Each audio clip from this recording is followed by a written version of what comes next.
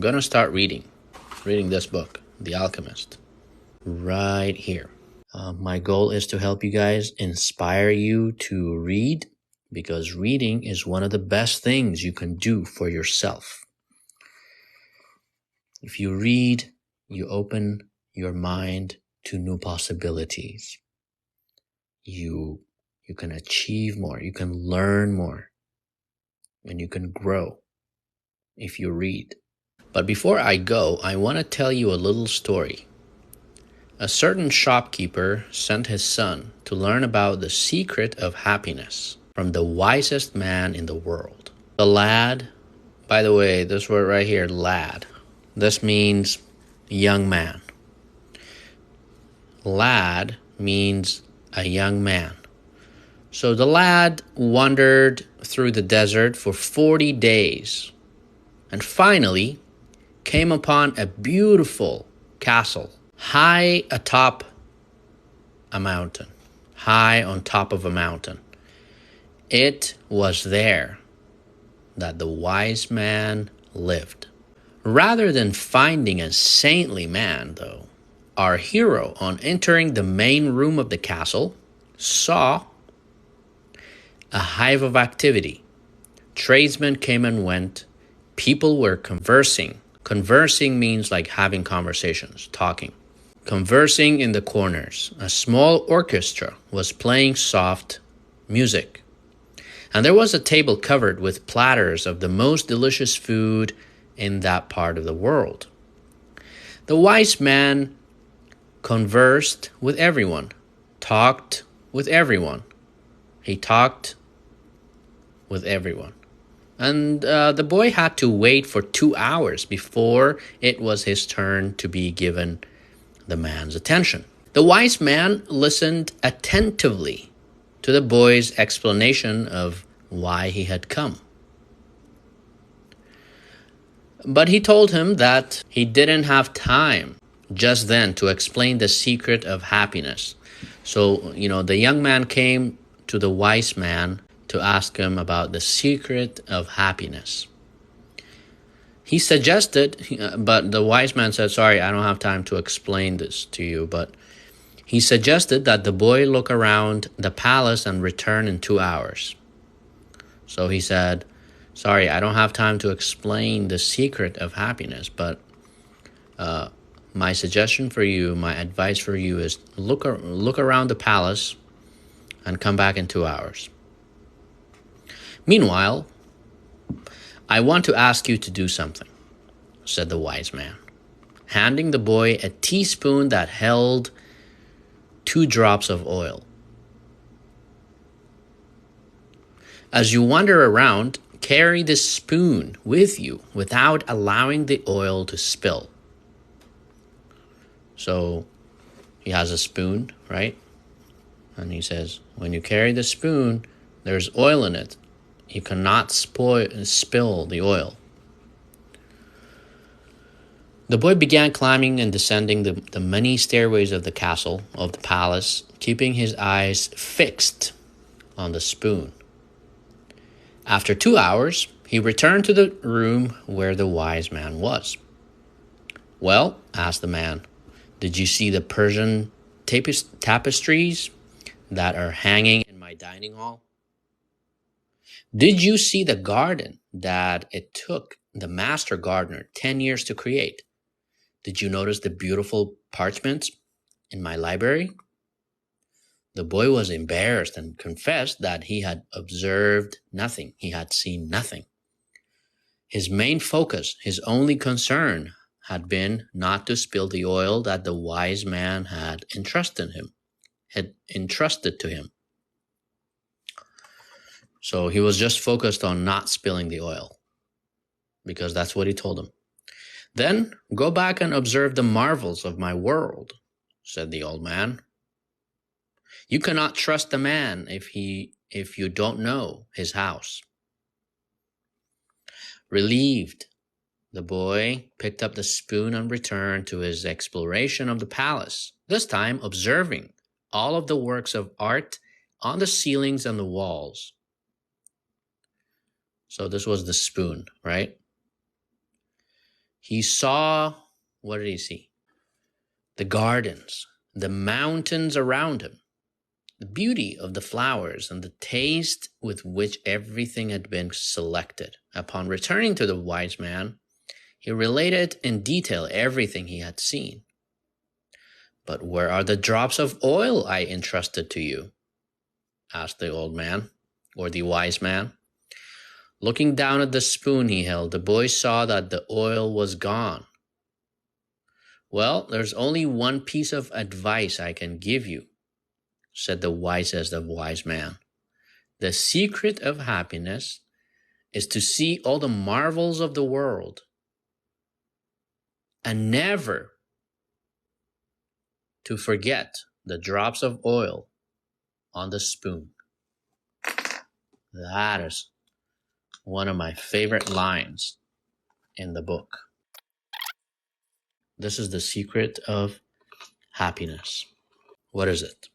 The secret of happiness is to see all the marvels of the world, all the amazing things in the world, but never to forget the drops of oil on the spoon. Never forgetting your goal, your dream. So it's very important to stay focused on your goal, but enjoying life at the same time. So that is the secret. The shepherd said nothing. Do you guys know the meaning of shepherd? What is shepherd? Someone who takes care of sheep. So the shepherd said nothing. He had understood the story the old king had told him. A shepherd may like to travel, but he should never forget about his sheep.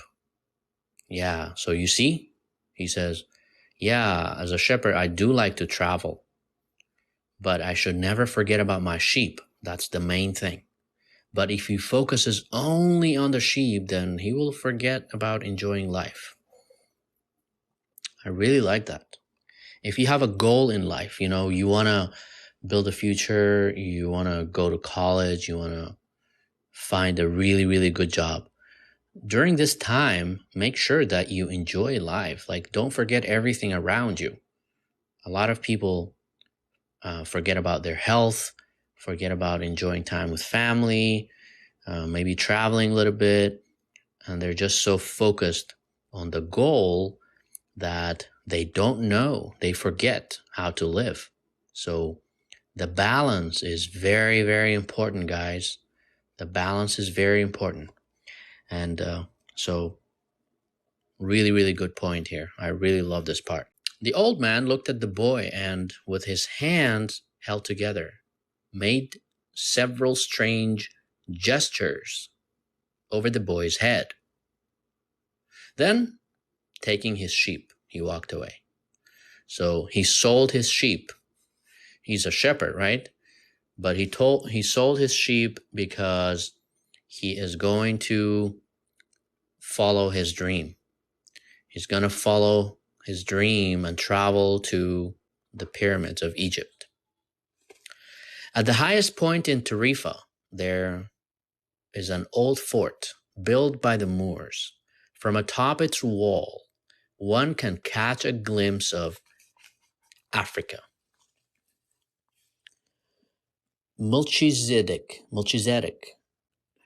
the king of Salem, sat on the wall of the fort that afternoon and felt the levanter blowing in his face.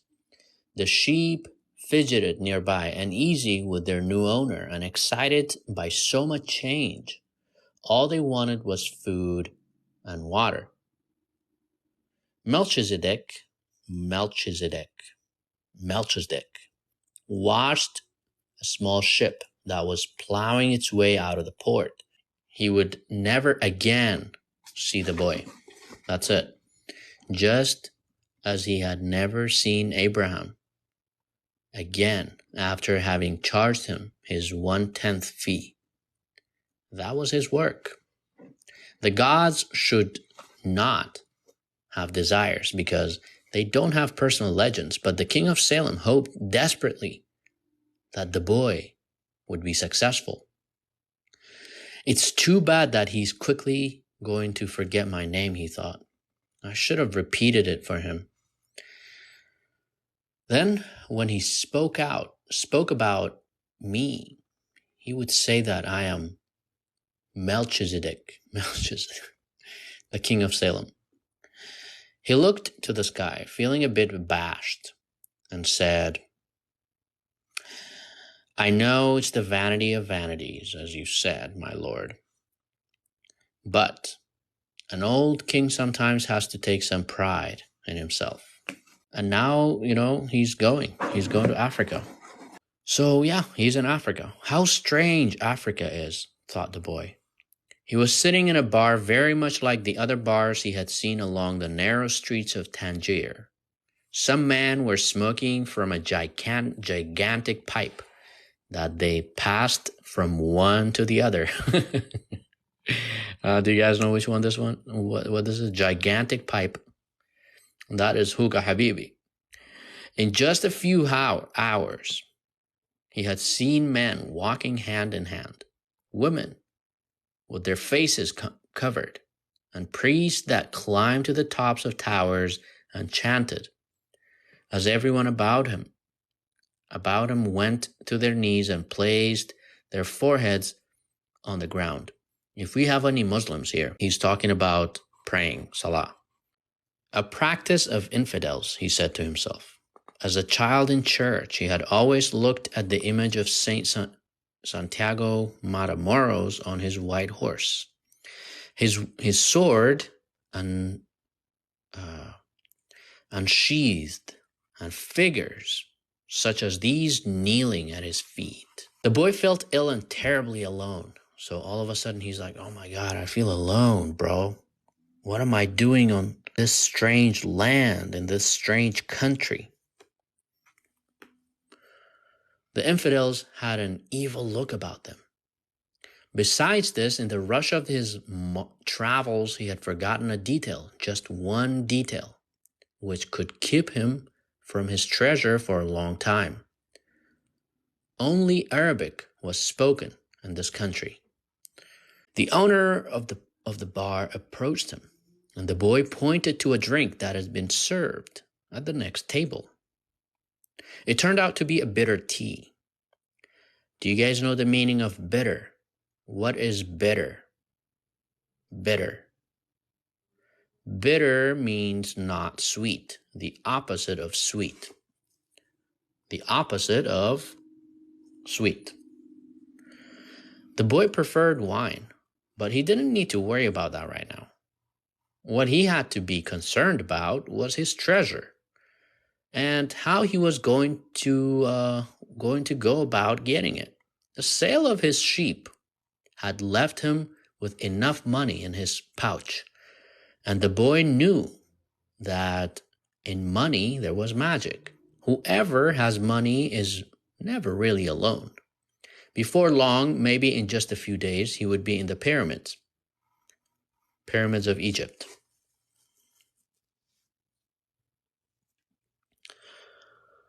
An old man with a breastplate of gold wouldn't have lied just to acquire his sheep. The old man has spoken about signs and omens, and as the boy was crossing the strait, he had thought about omens.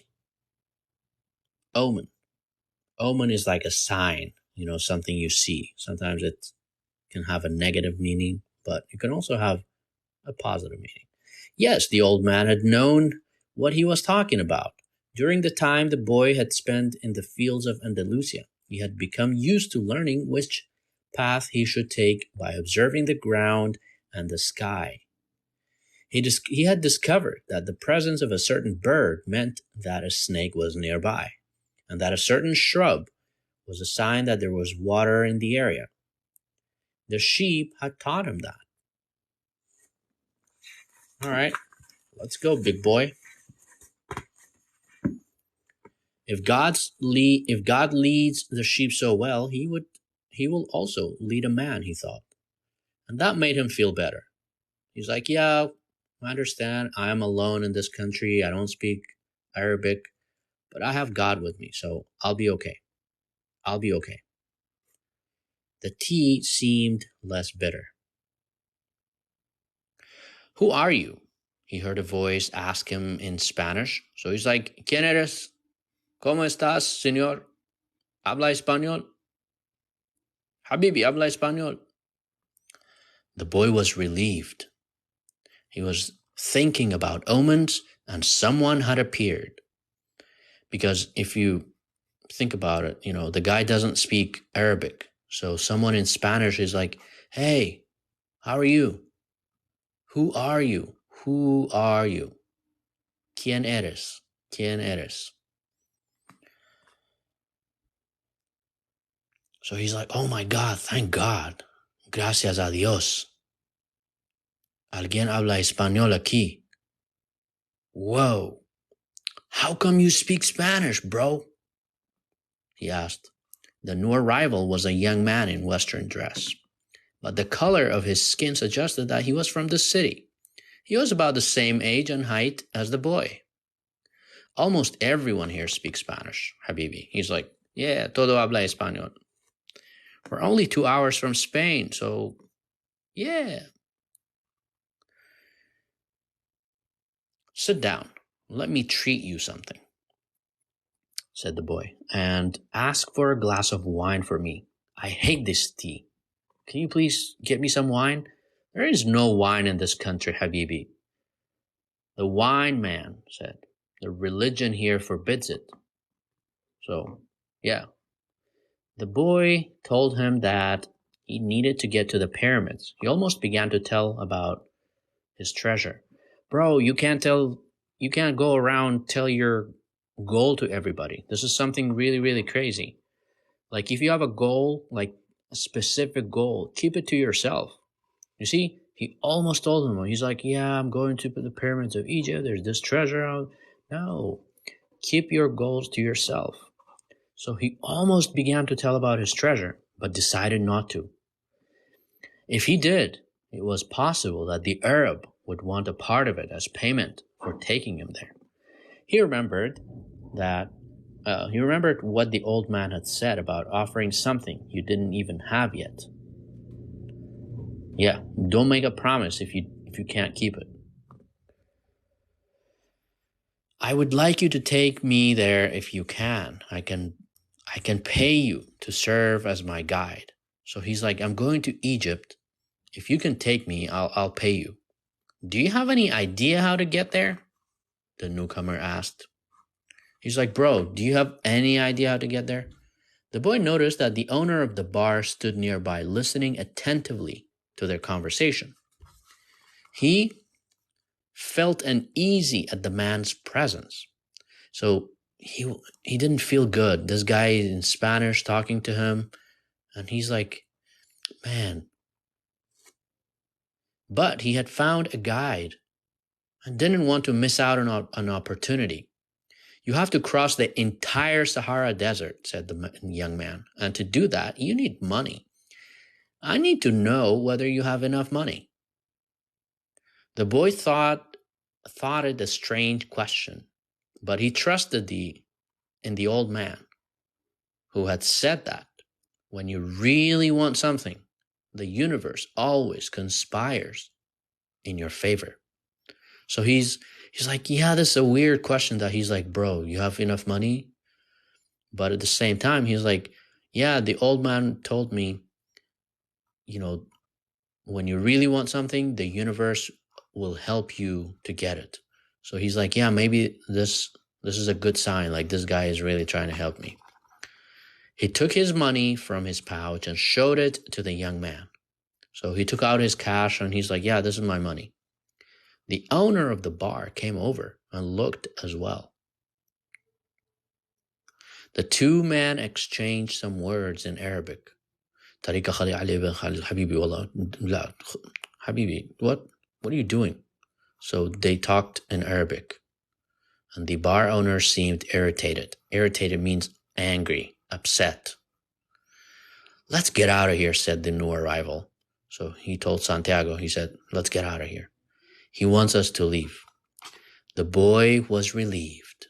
He got up to pay the bill, but the owner grabbed him and began to speak to him in an angry stream of words. The boy was strong and wanted to retaliate, but he was in a foreign country. His new friend pushed the owner aside and pulled the boy outside with him. He's like, bro, he wanted your money. He wanted your money, he said. Tangier is not like the rest of Africa. This is a port, and every port has its thieves. The boy trusted his new friend. He's like, what are you talking about? Thieves. He's such a cool dude. He's trying to take me to the pyramids of Egypt. He's so nice. No worries. I'm going to give him my money. I trust the guy. The boy trusted his new friend. He had helped him out in a dangerous situation. He took out his money and counted it. We could get to the pyramids by tomorrow, said the other, taking his money. But I have to buy 2 camels. So he's like, yeah, give me your money. I'll take you to the pyramids of Egypt, but we need to buy 2 camels, and I'll take you. So they walked together through the narrow streets of Tangier. Everywhere there were stalls with items for sale. They reached the center of a large plaza where the market was held. There were thousands of people there, arguing, selling, and buying. Vegetables for sale among daggers, and carpets displayed alongside tobacco. But the boy never took his eye off his new friend. After all, he had all his money. He thought about asking him to give it back, decided that would be unfriendly. He's like, I don't want to ask. He'll take care of my money. It's rude. He knew nothing about the customs of the strange land he was in. I'll just watch him, he said to himself. He knew he was stronger than his friend.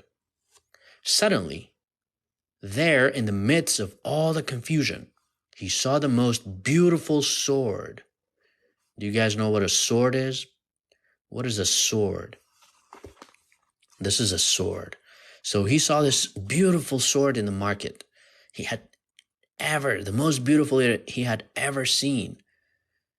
The scabbard was embossed in silver, and the handle was black and encrusted with precious stones. The boy promised himself that when he returned from Egypt, he would buy that sword. So he really loved the sword. He's like, man, this sword is awesome. So he wanted to ask his friend, ask the owner of that stall how much the sword cost, he said to his friend. Then he realized that he had been distracted for a few moments looking at the sword. His heart squeezed, as if his chest had suddenly compressed it. He was afraid to look around because he knew what he would find. He continued to look at the beautiful sword for a bit longer until he summoned the courage to turn around. All around him was the market, with people coming and going, shouting and buying, and the aroma of strange foods, but nowhere could he find his new companion. Nowhere he could find his friend, his new friend. The boy wanted to believe that his friend had simply become separated from him by accident. He decided to stay right there and await his return. As he waited and waited, a priest climbed to the top of a nearby tower and began his chant. He began calling for prayer. Everyone in the market fell to their knees, touched their foreheads to the ground, and took up the chant. So everyone started praying Salah. Then, like a colony of worker ants, they dismantled their stalls and left. The sun began its departure as well. The boy watched it through its trajectory for some time, until it was hidden behind the white houses surrounding the plaza. He recalled that when the sun had risen that morning, he was on another continent, another country, still a shepherd with 60 sheep and looking forward to meeting with a girl. That morning, he had known everything that was going to happen to him as he walked through the familiar fields. But now, as the sun began to set, he was in a different country, a stranger in a strange land, where he couldn't even speak the language. He was no longer a shepherd, and he had nothing, not even the money to return and start everything over. That is tough. That is difficult. Have you guys ever been in this situation? Have you ever been in a difficult situation like this? It's not easy. All this happened between sunrise and sunset, the boy thought. He was feeling sorry for himself. He was feeling so sorry for himself, and lamenting the fact that his life could have changed so suddenly and so drastically. He was so ashamed that he wanted to cry. He had never even wept in front of his own sheep. So he wanted to cry, and he had never even cried in front of his own animals. But the market was empty, and he was far from home. So he wept. He cried. He cried and cried and cried. Weep is another word for crying. So wept is past. He wept because God was unfair, and because this was the way God repaid those who believed in their dreams. This is like he was being so negative. When I had my sheep, I was happy, and I made those around me happy. People saw me coming and welcomed me, he thought. But now I am sad and I am alone. I'm going to become bitter and distrustful of people because one person betrayed me. So he's like, I'm never going to be happy again, but I'm also never going to trust people again. I'm going to hate those who have found their treasure because I never found mine. And I'm going to hold on to what little I have because I am too insignificant. I'm too small and weak to conquer the world. He opened his pouch to see what was left of his possessions. Maybe there was a bit left of the sandwich he had eaten on the ship. But all he found was the heavy book, his jacket, and the two stones. 2 stones that the old man had given him. As he looked at the stones, he felt relieved for some reason. He had exchanged his sheep for 2 precious stones that had been taken from a gold breastplate. He could sell the stones and buy a return ticket, but this time I'll be smarter, the boy thought. Removing from the pouch so he could put them in his pocket. This was a port town, and the only truthful thing his friend had told him was that port towns are full of thieves. They're full of thieves.